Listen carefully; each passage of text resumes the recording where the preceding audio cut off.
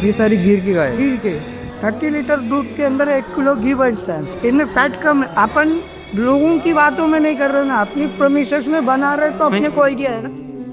कन्हैया कन्हैया पुकारा करेंगे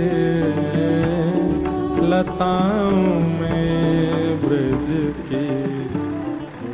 डेली का है ना कम से कम 14 टन 15 टन है ना ये ग्रीन ग्रास होना। एक गाय की कम से कम 14 किलो 15 किलो फीडिंग हो। वो तो हाँ। तो अपने पास 1000 गाय है। पाउडर है ना ये भूसा है। जैसे क्या है ना में एक तो थोड़ा टेस्ट ज्यादा आएगा। क्या आएगा? टेस्ट हाँ। हाँ, और वो खा भी लेगी जल्दी से। यहाँ पे कुछ रेस्क्यू करी हुई गायें हैं, क्योंकि हम हर एक की नज़रों में इसलिए हम रेस्क्यू करी हुई गाय नहीं लेते हैं, क्योंकि हमारी जो कैपेसिटी है, हमारे यहाँ भी 1500 गाय हैं जिसका हम सुचारू रूप से पालन पोषण करते हैं। और हमारे यहाँ एक एक सेक्शन है, जैसे गिर गाय का सेक्शन अलग है, गाय बछड़ों का सेक्शन अलग है, और बैल का सेक्शन अलग है, सांड का सेक्शन अलग है। तो हम जितनी संभाल सकते हैं हम उतनी ही संभालते हैं। ये गौशाला आम गौशाला की तरह नहीं है।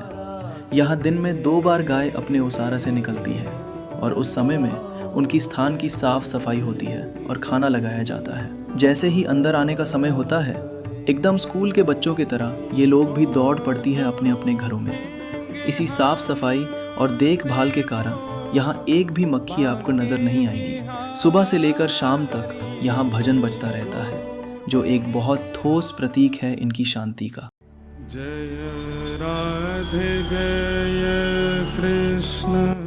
मैं जिस दिन गया था मेरा भाग्य बहुत अच्छा था, क्योंकि मुझे अनुभव करने को मिला एक बहुत ही विशेष भंडारा जिसका नाम है अन्नकूट। ये एक्चुअली भंडारा नहीं है, ये अन्नकूट उत्सव है जो दीपावली के बाद प्रति वर्ष होता है। ये मुख्य श्री गिरिराज जी का उत्सव है जो हर गौशालाओं में, हर मंदिर में होता है। ठाकुर जी को नाना प्रकार की सामग्री बनाकर हम भोग धरते हैं और उसी का सब में वितरण करते हैं। इसका नाम है अन्नकूट उत्सव। ये जो गिरिराज जी है मथुरा वृंदावन में, ये मुख्य उनका उत्सव है।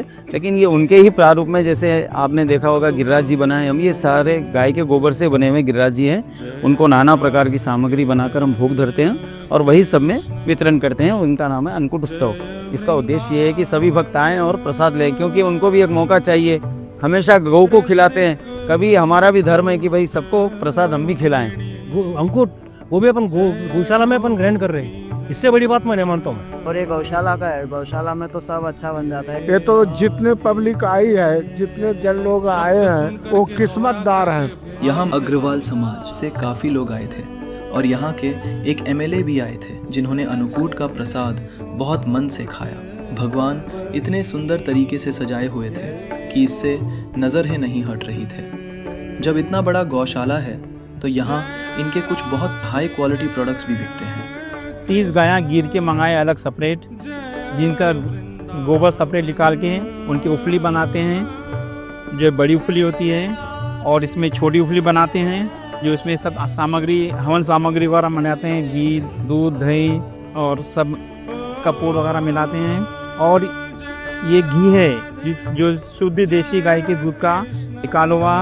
पहले दूध निकालते हैं, उसको जमाते हैं, फिर बिलोना, हाथ से बिलो के निकालते हैं घी। ये बिलोना घी बोलते हैं। और इससे हटके हम लोग ये धूप बत्ती के प्रोडक्शन बनाते हैं। ये भी गिर गाय के गोबर का ही होता है। ये बड़ा डब्बा होता है और एक छोटा डब्बा होता है, 2 साइज के डब्बे होते हैं। टाइप का धूप बत्ती आता है। इसमें एक डब्बे में 80 से 100 धूप बत्ती निकलती हैं। और इसमें 4 फ्लेवर आते हैं, मोगरा, संदिल, जैस्मिन है, रोज है। और इसी तरह हम ये धूप बत्ती का नया बना है धूप बत्ती।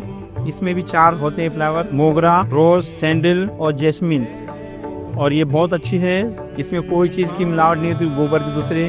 और इसमें हवन सामग्री, कपूर वगैरह सब मिलाते हैं। आजकल जो बगैर काड़ी की चलाना बोलते हैं अगरबत्ती, तो ये धूप बत्ती उसमें काड़ी नहीं लगती बांस की। सबसे बड़ा बेनिफिट है हिंदुओं में कि धूप बत्ती जलाने से बहुत अच्छा फायदा होता है, सुख समृद्धि आती है।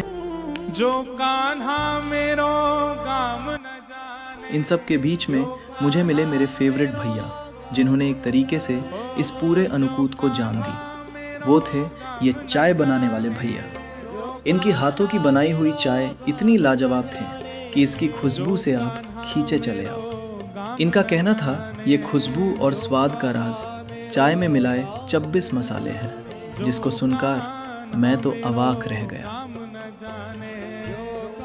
सच बोलूं तो मैंने यहाँ काफ़ी लोगों से पूछा कि आम गौशाला से कंपेयर्ड यहाँ एक भी गाय आवाज़ क्यों नहीं कर रही, तो सबका कहना एक था।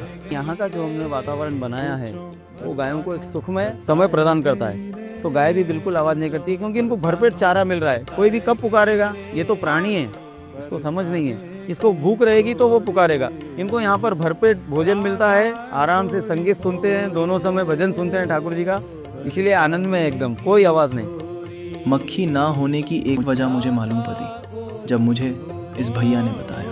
उधर पानी लगा रहता ना, उधर ऊपर में टांगा रहता पानी, हाँ उसमें पानी टांगा रहता है, वो मच्छर के लिए, वही उस पे जाके बैठता मच्छर। अभी निकाल दिया, अभी थोड़ा ठंडी आ गया ना, इसलिए थोड़ा कम लगता माछी मच्छर। बाकी गौशाला की तरह यहाँ बच्चों को अपने माँ से अलग नहीं रखा जाता, बल्कि उनको दूध पीने दिया जाता है और बच्चा हुआ दूध को काम में लिया जाता है। प्राचीन काल से गौ माता को हमेशा से एक उच्च स्थान दिया गया है। उनका साथ हमारे समाज में एक बहुत बड़ा योगदान देता है।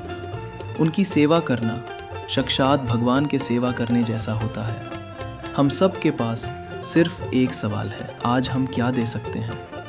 क्योंकि ये गौशाला सिर्फ एक जगह नहीं, एक भाव है।